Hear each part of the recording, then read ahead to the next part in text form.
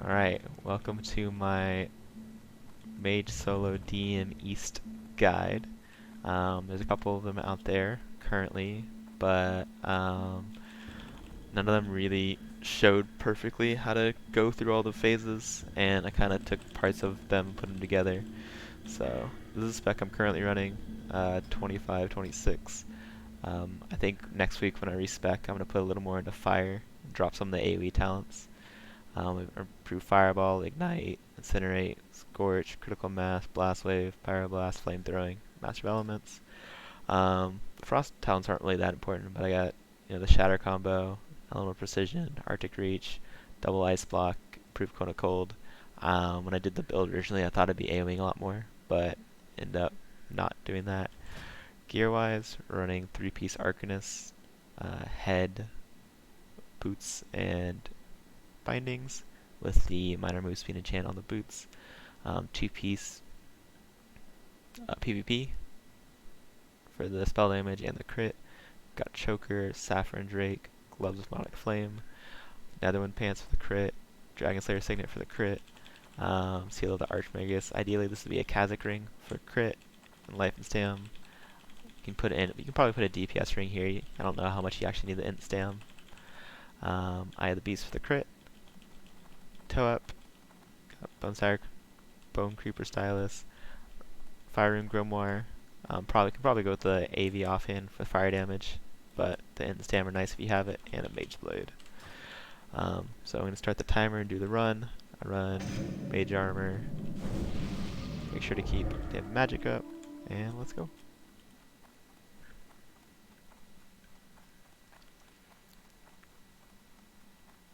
So easiest way to I've found a jump is right over here. Sometimes this pops, sometimes lashes come out, and then you kill him.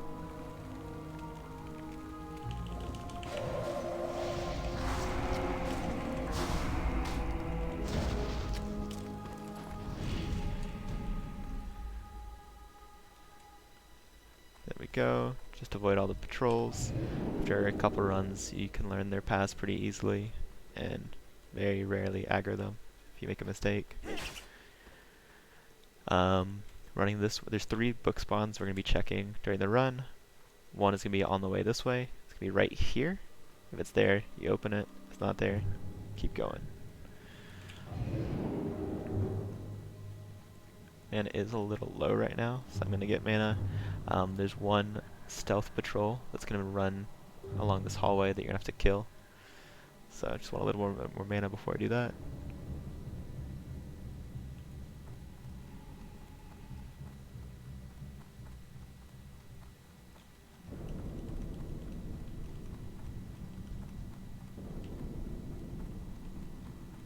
Unless, of course, he's not here.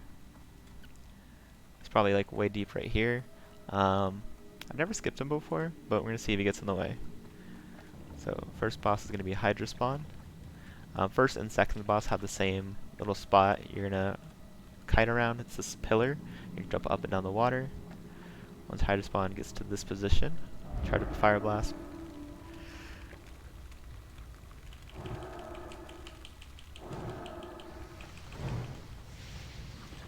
On the pillar, and then basically just sit here. Anytime it can cast a massive geyser, you're going to hide behind the pillar so it doesn't actually hit you.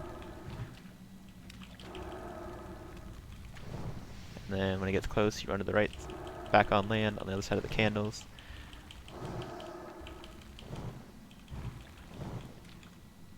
Up, down, and then you free cast on him as he's running all the way around you.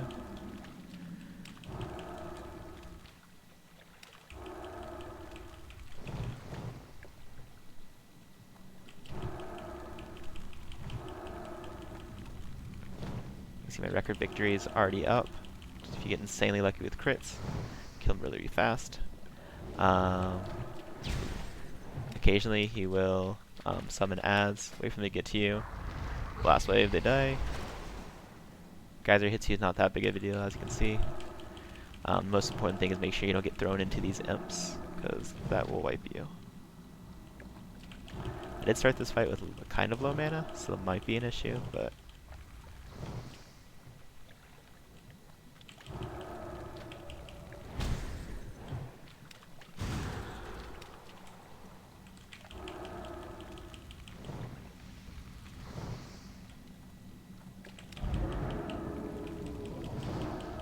I am letting him get a little close so he comes up on the pillar and is able to cast on me and occasionally melee me. I'm not the best at avoiding that currently, but I've only been doing this for about a day, so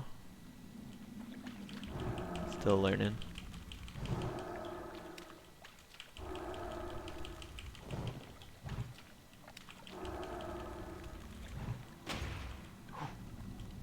That is where you don't want to go, into the imps. Alright, and dead. Took about 2 minutes. The best drops you can get from this guy is that axe we just got, sells for 550. You get globes of water, you can get elemental waters, and then you can get essences of water. This water is obviously the best drop, sells for 14 gold on my server. Wave slicer, and then everything else you can get is like water spout boots, and I'm not sure what else, but everything else doesn't sell for much. Main things you want is essence of water, wave slicer. Now we're gonna drink and eat back up. This pops, it can have the poison cloud, or it can have lashers. So just you're welcome to loot them. All right, got a little unlucky here. We're gonna have 2. So this spawn right here, this Shadow Stalker is the one that roams up and down the hallways. So we're gonna have to kill him either way.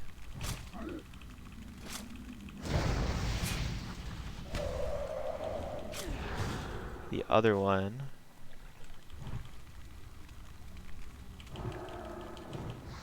is a chance to spawn.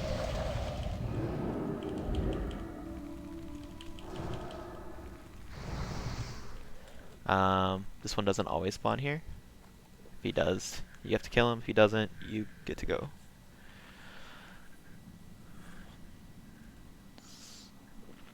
Kill him real fast. Because I'm super lazy, I put my toe up on my Scorch as a macro, just so during boss fights I don't have to click another button. Because like I said, I'm super lazy. Obvious. So you'll see a lot of time with these packs, I'll try and not Scorch as much as possible. But since I'm doing the video, I just do it.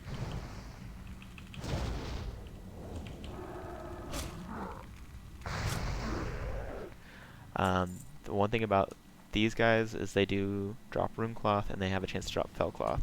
Fell Cloth on my server right now is 3 gold each. That's my Fell Cloth. I don't know where it is, but oh, there it is. 325 each right now. And it's slowly been going up in price, so not really the worst thing in the world to kill him. Could just be a little extra gold. Now we're up here for the second boss. Second boss, pretty simple. It's the same kind of thing. The only difference is the sacrifice is a faster cast than the previous boss's knockup. Can't think of what it's called right now. So the second you see the sacrifice being cast, you need to get behind the pillar, make sure it doesn't hit you. If it hits you, you'll be brought up here, put on the altar, and it'll hold you for like 8 seconds and drain your health and give it back to him. You can survive it. I think it does around a little more than 2,000 damage, I believe. First time it hits you, you're going to want to ice block, immediately cold snap. Second time it hits you, you're going to ice block again. And if it hits you again, you're just going to want to wait it out, bandage yourself back up, and then go back to fighting.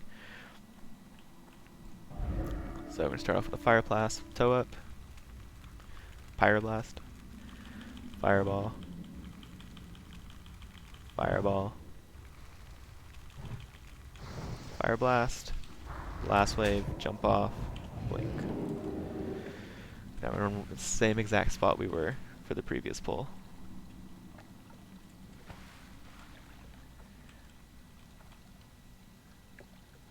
I'm gonna wait for this to fall off.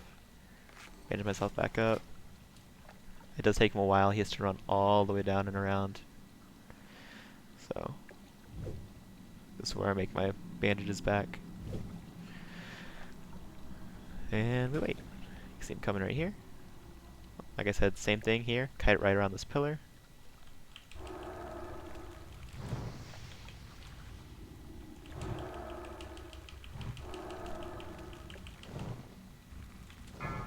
There's the sacrifice cast. It's a 1-second cast.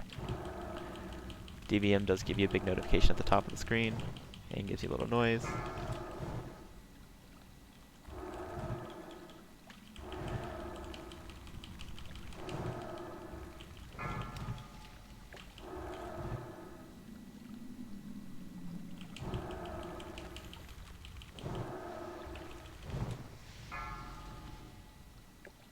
He's being pretty generous. A lot of times he'll cast it back to back to back. You won't even really get to cast the Scorch off. Currently he's only casting it when jumping up anyways. So getting a little lucky there. He's low. I'm going to let him sacrifice me so you can see. Immediately Ice Block. Cold Snap, so it's off cooldown. You can wait for him to get a little bit away. He's going to run this way. Jump off. Blink. Get right back in position. So could have done that flawlessly, but just wanted to show you what it looks like.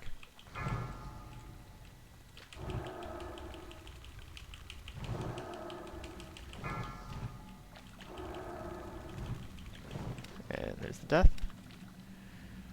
2 minutes and 10 seconds. I don't remember what his drop table's like. Let's check out this loot.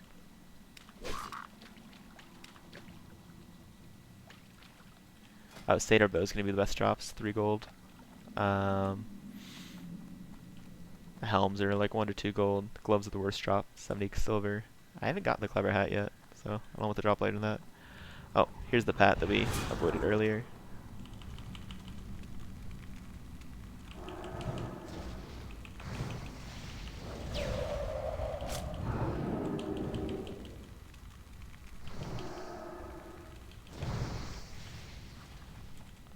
Didn't even remember him. Normally would have killed him, but he's gonna die this time.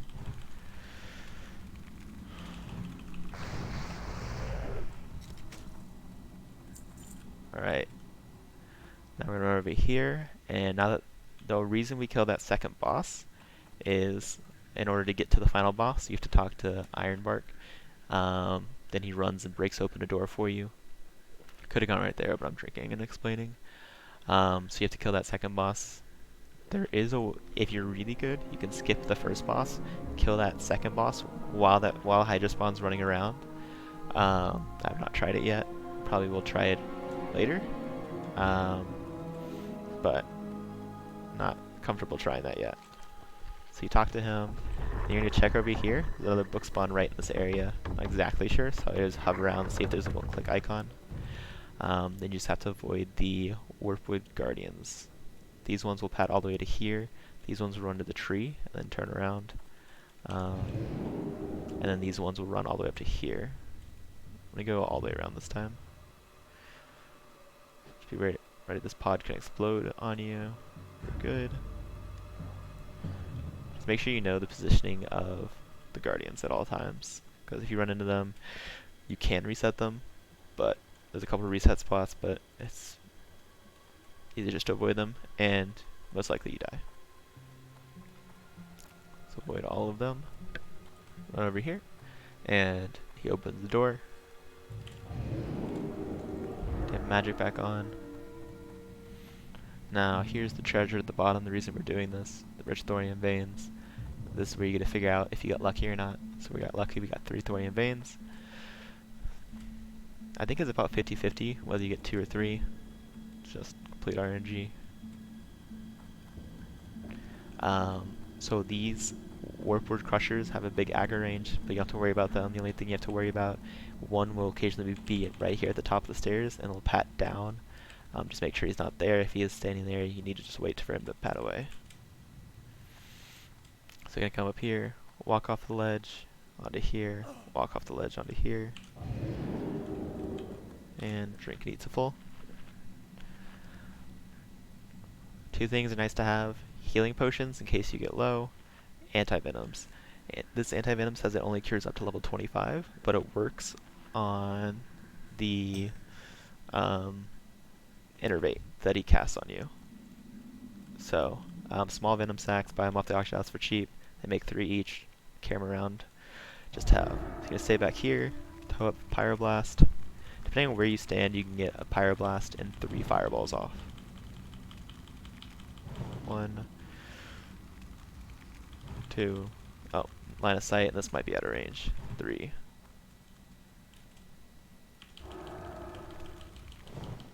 Wither's the worst one to get on you. It's going to do a bunch of damage. Anytime he's in wolf form, or the non-satyr form, the tree form, you want to keep him close to you and DPS him. He's probably going to respawn, yeah. When he's satyr form, you want to keep him at the edge of his reset, right there. As long as he's really far away, fuck, don't cast Wither on me. Yeah, if he's really far away, he can't get the cast off. Now you should go satyr, or wolf again. Now you want to bring him close to you.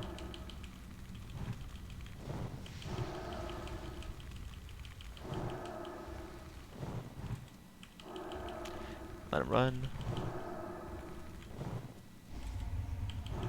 Ice block that one. Don't want to take the damage.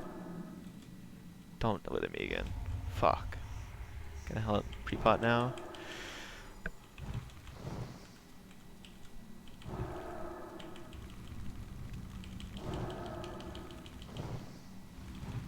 Go tree. Go tree. Fuck. Alright. Keep him far away.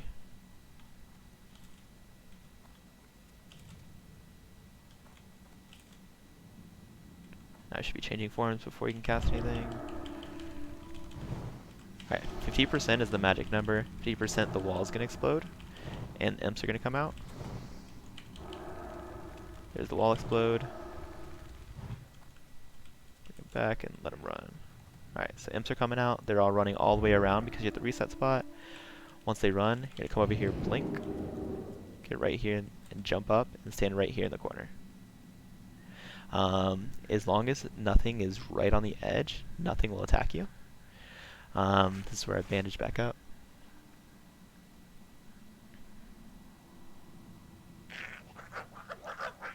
Evocate, not really necessary right now, but just showing you. So you're gonna need to kill all of these minions, but you don't want to kill all these lashers and stuff. So keep waiting for them. Gonna wait for the boss to move to the center of the room. Makes it easier.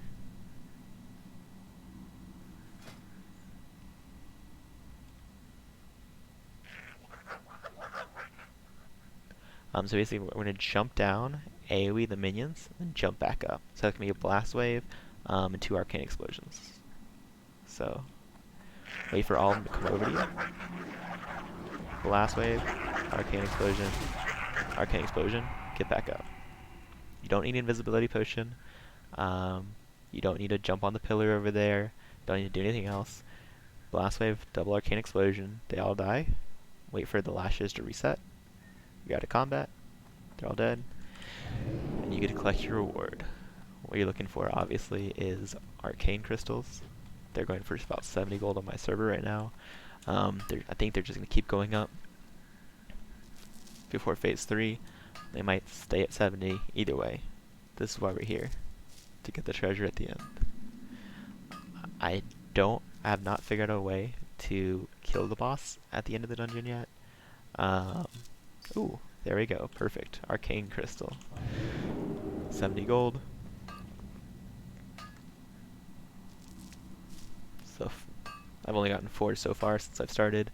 Like I said, I learned it yesterday, so I've only been doing it for 2 days.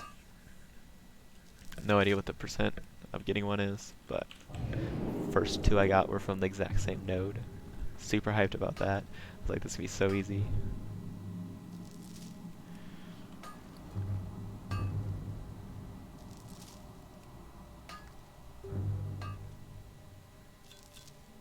Huge emerald. It's another gold. Alright, so we're at 17 minutes. Normal run takes between, I would say, 14 to 16 minutes. I did get sacrificed once on purpose to show y'all. I did have to fight 1 extra roaming ad, and that's about it. Some of the fights go really fast, some of them go slow, just depending on your crit RNG. Once you feel confident, you can go ahead and, what I've been doing is getting dire maul buffs. There's always hunters running it. Every time I finish a run, I'll ask if someone's selling dire maul buffs. If they are, I'll run in, get them, see how long I can hold them for. If you hold them for a full 2 hours, 3% crit, 15% HP, it's really nice. If you get Ani buff on top of that, that puts me at like 29% crit.